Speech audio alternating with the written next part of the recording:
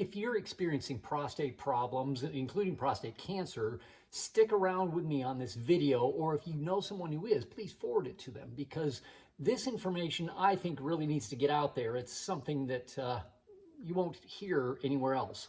I had a person who contacted me at AccuSmart, and he was experiencing prostate cancer. It really was scary. It's cancer. It's scary for sure.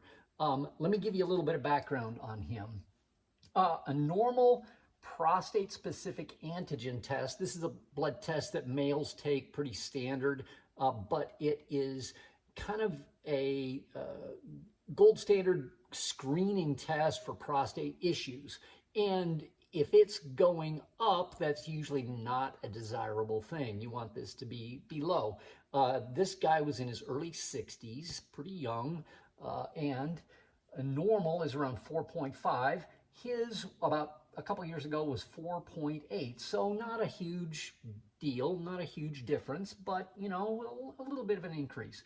And then he went back to his doctor a couple years later. I don't have the exact dates on this. He was really having trouble accessing his electronic health records. But anyway, a couple years later, his PSA, same test, had gone up to 6.79. That is a pretty dramatic increase over a couple years. That's really pretty scary. So they did some tests, and based on the test that they did, what they recommended was a pretty radical surgical removal of his prostate. We'll talk more about that here in a little bit.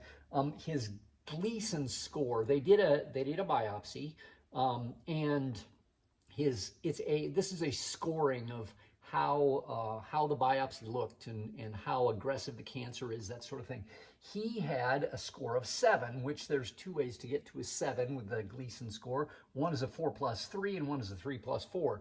Well, the 4+3 is a little bit worse than a 3+4. And I'm not going to get into the details on that, but basically his was not great, but not horrible. His cancer was still confined to the prostate. It had not moved out of the prostate, so it wasn't metastatic. Very good, very good. We got something we can work with there. But they considered it unfavorable because there were cancer cells in more than 1/2 of the biopsy. So kind of an unfavorable situation, but he was still in what's called a grade 2. Group 2 is for cancer, prostate cancer is basically, it's confined to the prostate. It hasn't moved out of the prostate at all. It's not moved into the vas deferens. It's not moved anywhere else in the body. Got a PET scan, the whole works. So his doctor was understandably concerned. But if you follow me on the Triad of Health and the Funnel of Health, he jumped all the way down. No other option was even discussed with him. Go to surgery. We got to get this prostate out of there. Get out of there 100%. We'll talk more about that, like I said. My experience with surgical removal of prostate, I'm Dr. Blair Masters. I've been in practice for 36 years. I recently retired from individual one-on-one practice, and now I do functional medicine over the internet and help people like this guy. Anyway, I've had a lot of patients who have come to me for various issues who have had their prostate removed due to cancer. Most of them came to me for like back trouble or some other thing going on, but urinary incontinence, I can't hold my pee, I can't hold my urine. Undergarments was one guy's go-to. Catheter, I've had patients who used a catheter, which strapped their leg, pretty miserable way to go through life. Erectile dysfunction, I have never had anyone have their prostate removed where they had anything other than complete erectile dysfunction. I've never seen that, where it's like, oh yeah, things are working great after that.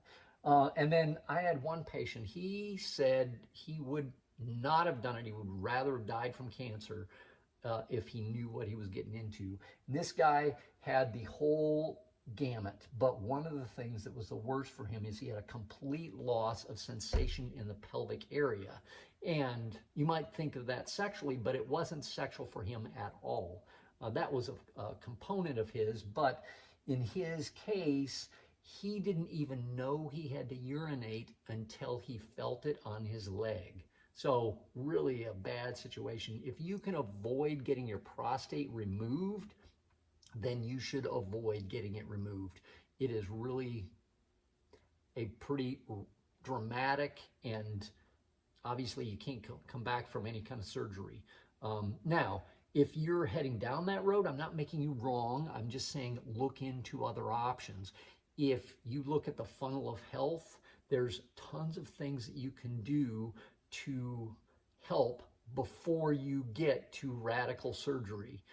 There's a ton of stuff you can do nutrition-wise and self-care-wise and going out and seeing other practitioner-wise before you go see the guy with the scalpel. So anyway, the usual approach to low-risk prostate cancer, and the guy I'm talking about, I wouldn't necessarily put him in the low-risk category. His Gleason score and his category was kind of a combination of like, this is kind of scary. It really is not. And then his PSA going the way that it did is not really good. But kind of the standard approach for prostate cancer is what they call watchful waiting. This is low-risk prostate cancer. We see it. It hasn't moved out of the prostate yet. It's something that we want to pay attention to. But they call it watchful waiting. They just basically don't do anything. Well, we'll wait till it gets bad enough for treatment. What does that look like? The treatment that usually looks like is some kind of radiation or some kind of surgical removal, or usually a combination of those two things. They don't really try to help because they don't know what to do. What do you do? We don't know. We don't know. Well, just get in line for the drastic treatment down the road. And then these surgeons have a lineup of people. Oh, we'll see you in 6 months and double check. We'll see you in 6 months and double check. And they just have people revolving into surgery because, well, we're just waiting for you to have surgery, of course. What AccuSmart's approach was, as I said, his PSA was 6.79. After 6 months, he had it retested following our situation, and it was down to 6.21. Usually you do not see this go down without some kind of drastic change. Your PSA doesn't go down unless things have changed dramatically, especially from this level. He also lost 7 pounds within the first 6 days of seriously implementing this stuff.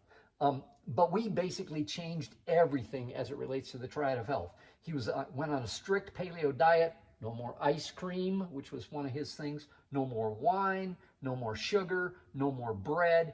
We had on an aggressive supplementation regimen, high vitamin D levels, which if you research vitamin D in cancer, there's tons of research out there about how vitamin D helps cancer, along with vitamin C. We had him on adrenal support, prostate support, gut support.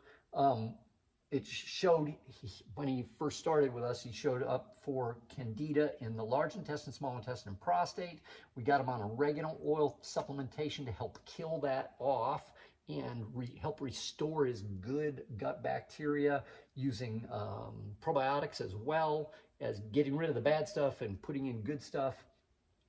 Allergies, he did show an allergy to sugar with the testing that we did, and we eliminated that out of his diet 100%, because if your sugar is already inflammatory, and if you have a autoimmune allergy type situation to it from leaky gut syndrome, with a whole other video, then when you consume it, it is like a double whammy. It not only inflames as it would naturally, sugar naturally inflames things, but it also is a situation where your immune system kicks in and attacks that, so it's even worse.